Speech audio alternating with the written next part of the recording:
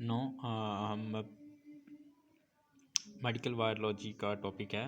Transcription translation हम पहले पढ़ चुके हैं एज पर्पस, और उसमें ट्रांसक्रिप्शन इन केस यानी कि हमारे ट्रांसक्रिप्शन में डीएनए से मैसेंजर आरएनए बनेगा, और देन हमारे पास फिर ट्रांसलेशन में मैसेंजर आरएनए से amino acid in the form of amino acid proteins formations होगी। अब प्रोटीन्स फॉर्मेशंस होगी है, देन हमारे पास इस स्टेप्स के बाद को and post translation modifications of proteins आगे आ जाती हैं। उसमें यानी हमारे पास ड्यूरिंग ट्रांसलेशन और आफ्टर ट्रांसलेशन हमारी प्रोटीन की मॉडिफिकेशंस होती है उसकी स्टेबिलिटी के लिए, उसकी आगे फर्दर उसके यूज़ अप के लिए। ठीक है, तो सबसे पहले during and after their translation protein undergoes more modification, including one and more modification including glycolizations, यानी कि इस वर्ड से भी इंडिकेट हो रहा है कि ग्लाइकोलाइजेशन यानी कि एडिशन ऑफ ग्लूकोज, और एस्किलाइजेशन एस्काइल ग्रुप। ठीक है, वो हम आगे पढ़ेंगे। और उसके बाद फास्फोलाइजेशन फास्फोरेट ग्रुप की एडिशंस होगी। तो सबसे पहले हम हमारा जो ग्लाइकोलाइजेशंस है उसको हम डिस्कस करेंगे। ग्लाइकोलाइजेशन सबसे पहले इसकी डिफाइन आ गई। Glycosylation is a process involve the addition of oligosaccharide group to the polypeptide chain. जो हमारी प्रोटीन की पॉलीपेप्टाइड चेन्स होगी उसके ऊपर ओलिगोसैकेराइड जो ग्रुप होगा उसकी एडिशंस होगी, तो उस प्रोसेस पूरे प्रोसेस को हम ग्लाइकोलाइजेशंस कहते हैं। ठीक है, और अब इसमें दो टर्म्स हमारे पास आ जाती है। एक आती है हमारे पास बहुत इंपॉर्टेंट टर्म्स है शॉर्ट MCQs और पॉइंट और शॉर्ट SCQs के लिहाज से। ठीक है, वो हमारे पास आ जाती है ओ ग्लाइकोलाइजेशन और एन ग्लाइकोलाइजेशन। एक्चुअली ये ओ ग्लाइकोलाइजेशन होती क्या है? When an glycosaccharide is linked through the hydroxyl group of serine theramines residue। ठीक है, अगर हमारे पास जो अमीनो एसिड सेरीन्स हैं थेराजीन्स हैं उसके रेडियूस के ऊपर ओलिगोसैकेराइड OH हाइड्रोक्सिल ग्रुप के ऊपर जाके अटैच होंगे, उसके ऊपर अटैच होंगे, एडिशन वहाँ होगी, तो हम ओ ग्लाइकोलाइजेशंस कहेंगे, ग्लाइकोलाइजेशंस प्रोसेस कह देंगे। When it is link through the nitride group NH2 group of the asparagines residue. जो हमारे पास एस्पेरजेनस रेजिड्यू अमीनो एसिड्स है उसके ऊपर जाके इस ग्रुप की अटैचमेंट होती है, उस लिंक के साथ जाके अटैच होते हैं, तो हम एन ग्लाइकोलाइजेशंस इस प्रोसेस को कह देंगे। ठीक है, अब इनके लिए प्रोटीन रिक्वायर्ड होती हैं। जो प्रोटीन्स हमारी होती हैं, protein distillate for the glycosylation are synthesized in rough endoplasmic reticulums. अब एंडोप्लाज्मिक रेटिकुलम्स हमारे पास दो तरह के होते हैं ह्यूमन बॉडी में मोस्टली। तो एक होते हैं स्मूथ एंडोप्लाज्मिक रेटिकुलम और rough endoplasmic reticulum. Rough endoplasmic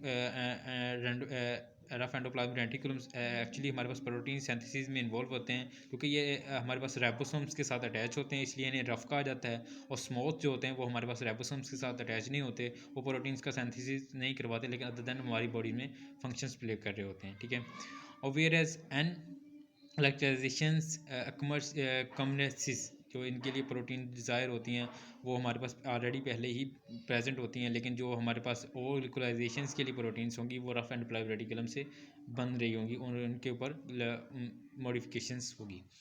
they are then transformed to the गोजरी कम्प्लेक्स। गाजी कम्प्लेक्स जो होते हैं वहाँ से ट्रांसफर किया जाता है, और एन ग्लाइकोलाइजेशन इज़ कम्प्लीट। एन ग्लाइकोलाइजेशन जो प्रोसेस है वो कंप्लीट होगा बाय एंजाइम्स की हेल्प की मदद से। एंजाइम्स में सबसे पहले हमारे पास आएंगे अल्फा अमीनो सेडिएज 1 और 2, ग्लूटालाइड ट्रांसफरेज। हमारे पास ये दो तीन एंजाइम्स आते हैं जो एन ग्लाइकोलाइजेशन प्रोसेस को कंप्लीट ऑफ करवाते हैं बाय एंजाइम्स। और O glycosylation take place in गोजरी कम्प्लेक्स जो उसमें हमारी सेल ऑर्गेनीज है उसमें ये प्रोसेस ओ ग्लाइकोलाइजेशन हो रहा होता है, यानी कि जिसमें हमारे पास ये जो ग्रुप होता है ग्लूकोज का ग्लूकोसैकेराइड वाला ग्रुप जो सीरीन्स के ओ हाइड्रोक्सिल ग्रुप के साथ अटैच होगा उसे हम ओ ग्लाइकोलाइजेशन कहते हैं। तो वो हमारे पास गोजी कम्प्लेक्स पे हो रहा होता है। अब इसकी आगे एग्जांपल्स की बात करें तो हम एग्जांपल्स में अगर देखें तो such glycoproteins have undergoes one any only one type of glycolization such as an glycolated GP 120 glycoprotein 150 of HIV1। ठीक है, वो कह रहे हैं कि जो हमारे पास मोस्टली ग्लाइकोप्रोटीन्स होती हैं जिन्होंने ग्लाइकोलाइजेशन प्रोसेस से जाना होता है उनमें समटाइम वन टाइप हो सकती है इसकी, यानी कि वो सिर्फ उसमें एन ग्लाइकोलाइजेशन जो है वो ही इसमें इन्वॉल्व है। उसमें HIV की उसने एग्जांपल दी हुई है।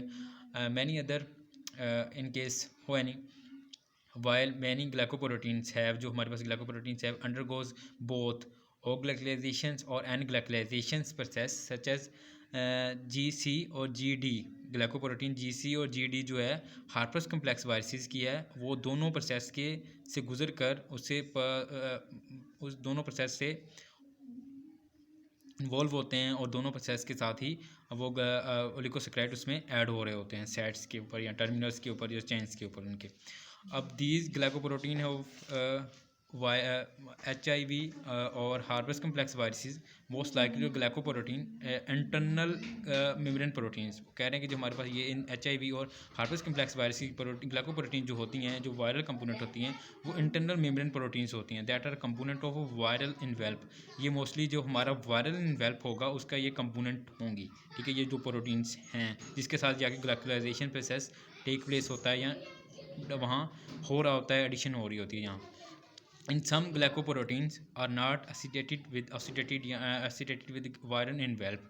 और समटाइम होता है कि हमारे जो ग्लाइकोप्रोटीन्स जिसके ऊपर जाकर हमारा ये ओ और एन ग्लाइकोलाइजेशन प्रोसेस होना था, ग्लाइकोप्रोटीन्स के ऊपर अटैचमेंट होनी थी, समटाइम वो होता है कि वो एसोसिएटेड वो ना हमारे पास जो वायरल एनवेलप के साथ वो अटैच नहीं होता। एक्चुअली वो उन केस में होता है कि जब हमारे पास नेक्ड वायरॉन्स हो, ठीक है, रेट्रावायरसेस होते हैं। ठीक है, but they have surface protein, इनके पास सर्फस प्रोटीन होती है जो ग्लाइकोलेटेड हो रही होती हैं, उसके सर्फस प्रोटीन की वजह से ग्लूकोज वहाँ अटैच हो रहा होता है, अदर दैन उनके इन्वेल्प पे अटैच नहीं होता। सर्फस प्रोटीन जो होंगी उसके ऊपर GP7 जो है कि सर्फस प्रोटीन है उसके ऊपर ग्लाइकोलेटेड हो रही होंगी, ग्लाइकोलाइजेशन प्रोसेस जो है ना वहाँ टेक प्लेस हो रहा होगा। A few glycoprotein are non structural protein. हमारे पास कुछ वायरसेस होते हैं उनके पास कुछ ऐसी प्रोटीन्स होती हैं जो नॉन स्ट्रक्चर होती हैं, उनके स्ट्रक्चर्स के ऊपर कोई उनका कोई प्ले रोल नहीं कर रही होती, लेकिन वो उसमें भी ग्लाइकोलाइजेशंस वाला प्रोसेस टेक प्लेस हो रहा होता है। उन्होंने एक एग्जांपल दी हुई है सच एज रोट्रा वायरस प्रोटीन। जो रोट्रा वायरसेस है उसकी एक प्रोटीन है नॉन स्ट्रक्चर प्रोटीन 4 NSP4। ठीक है, उनमें ग्लाइकोलाइजेशन प्रोसेस होगा लेकिन वो नॉन स्ट्रक्चर होंगी, वो उनका कोई उनके स्ट्रक्चर वायरल के स्ट्रक्चर या इन्वेल्प या नॉन इन्वेल्प में कोई उसका रोल प्ले नहीं होगा, ना सरफेस प्रोटीन होंगी, बट उनके ऊपर भी ग्लाइकोलाइजेशन प्रोसेस हो रहा होता है। ठीक है, ड्यूरिंग और कोर और आफ्टर ट्रांसलेशन मॉडिफिकेशन जब प्रोसेस हो रहा होता है।